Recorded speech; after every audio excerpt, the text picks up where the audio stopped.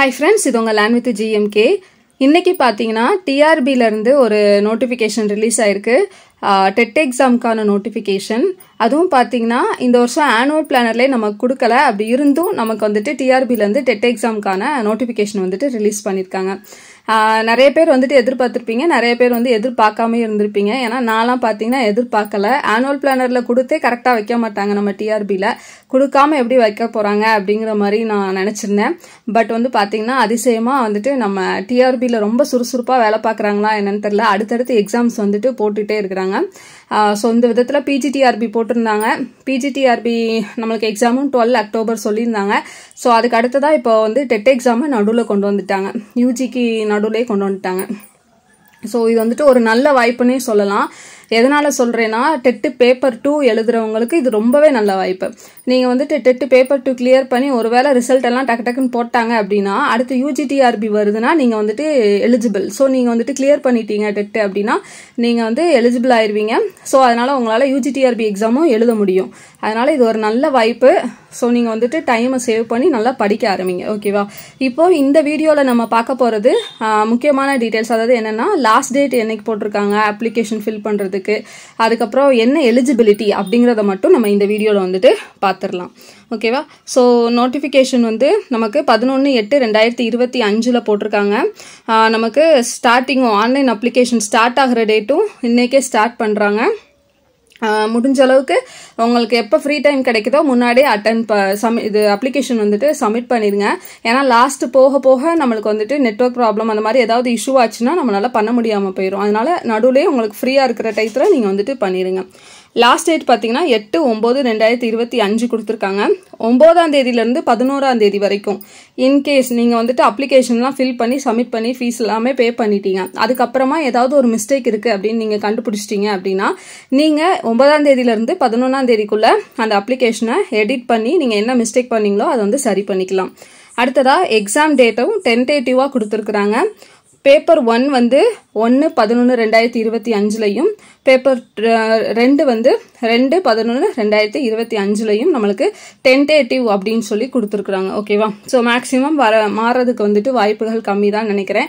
In case ஏதாவது இப்போ PGTRB எல்லாம் பார்த்தீங்கன்னா நம்மளுக்கு குரூப் 2 எக்ஸாமும் வருது அப்படிங்கறனால நம்மளுக்கு டேட் வந்து மாத்தினாங்க. அது மாதிரி ஏதாவது இஷ்யூ இருக்கு அப்படின்னா தான் மாத்துவாங்க. அடுத்ததா பார்த்தோன்னா ஏஜ் லிமிட்.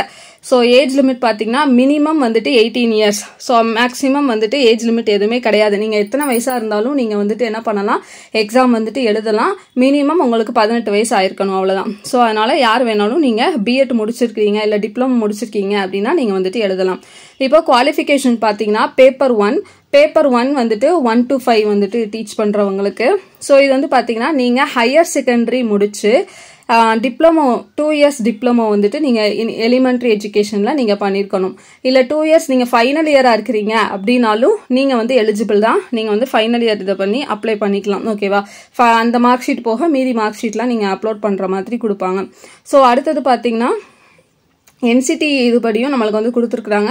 ஹையர் செகண்டரியில் 45% எடுத்து நீங்கள் 2 இயர்ஸ் டிப்ளமோ முடிச்சிருக்கீங்கனாலும் நீங்கள் வந்துட்டு அப்ளை பண்ணலாம். இல்லை 4 இயர்ஸில் பேச்சுலர் ஆஃப் எலிமெண்டரி எஜுகேஷன் முடிச்சு நீங்கள் ஹையர் செகண்டரி வச்சிருக்கீங்கனாலும் நீங்கள் அப்ளை பண்ணலாம். Higher secondary with 50% mark final year diploma in education special எஜுகேஷன்ல பண்ணிருக்கீங்க அப்படின்னாலும் நீங்க வந்துட்டு எலிஜிபிள் தான். இதுல வந்து ஒன்னு லாஸ்ட் இயருக்கும் இந்த இயருக்கும் மாறி இருக்கும். என்னன்னா லாஸ்ட் இயர் வந்துட்டு பிஎட் முடிச்சவங்களும் பேப்பர் 1 அப்ளை பண்ணலாம் அப்படின்னு சொல்லி கொடுத்திருந்தாங்க. பட் இந்த வருஷம் பாத்தீங்கன்னா நம்மளுக்கு அந்த ஆப்ஷன் வந்துட்டு கிடையாது. டிப்ளமோ வந்து உங்க கையில இருந்தா மட்டும்தான் நீங்க பேப்பர் 1 வந்துட்டு அப்ளிகபிள். ஓகேவா? ஸோ நீங்க வந்துட்டு அப்ளை பண்ணலாம்.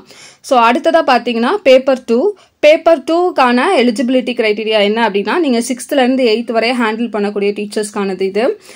கிராஜுவேட் முடிச்சு நீங்க வந்து 2 இயர்ஸ் டிப்ளமோ ஃபைனல் இயரோ இல்ல நீங்க கம்ப்ளீட் பண்ணியிருந்தாலோ நீங்க வந்து இது எலிஜிபிள் தான்.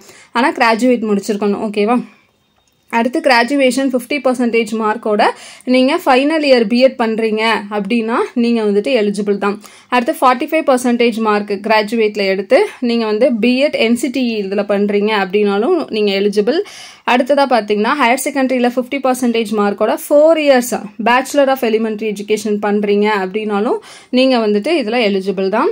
அடுத்ததா பாத்தீங்கன்னா ஹையர் செகண்டரியில 50% மார்க்கோட நீங்க 4 இயர்ஸ் டிகிரி ஏதாவது பண்றீங்க, அதில் ஃபைனல் இயராக இருக்கிறீங்க அப்படின்னா ஓகேவா 4 year degree means BA BEd சேர்த்து பிஎஸ்சி பிஎட் சேர்த்து அந்த மாதிரி ஓகேவா எஜுகேஷனையும் டிகிரியையும் சேர்த்து பண்ணுவாங்கல்ல கிராஜுவேட்டையும் ஸோ அந்த மாதிரி இது அடுத்ததாக கிராஜுவேட் முடிச்சு நீங்கள் பிஎட் ஸ்பெஷல் எஜுகேஷனில் பண்ணுறீங்க அப்படின்னாலும் நீங்கள் வந்துட்டு எலிஜிபிள் தான் ஓகேவா ஸோ நீங்கள்லாம் எலிஜிபிள் இதில் வந்து பார்த்தீங்கன்னா நீங்கள் டிப்ளமா வச்சுருக்கீங்கன்னா டிகிரி முடிச்சு டிப்ளமா வச்சுருக்கீங்கன்னா நீங்கள் உங்களுக்கு பிஎட் தேவையில்லை நீங்கள் வந்து பேப்பர் 2 எழுதலாம் ஆனால் பேப்பர் 1 வந்து பிஎட் முடிச்சவங்க எழுத முடியாது டிப்ளமோ யாரெல்லாம் வச்சிருக்கீங்களோ அவங்களால மட்டும்தான் பேப்பர் 1 வந்துட்டு இந்த வருஷம் எழுத முடியும் ஓகேவா ஸோ இது வந்து எலிஜிபிலிட்டி கிரைட்டீரியா அடுத்தடுத்த வீடியோவில் நம்ம என்னென்ன சர்டிஃபிகேட்ஸ் தேவைப்படும் எப்படி பண்ணுறது என்ன பேட்டர்ன் எல்லாத்தையும் வந்துட்டு நம்ம தெளிவாக ஒவ்வொரு வீடியோவில் பார்க்கலாம் ஏன்னா ஒரே வீடியோவில் நான் உங்ககிட்ட எல்லாத்தையும் சொல்லும்போது உங்களால் அதை வந்துட்டு கரெக்டாக வந்துட்டு அண்டர்ஸ்டாண்ட் பண்ணவும் முடியாது ரொம்ப நேரம் உட்காந்து உங்களால் கண்டினியூஸாக பார்க்கவும் முடியாது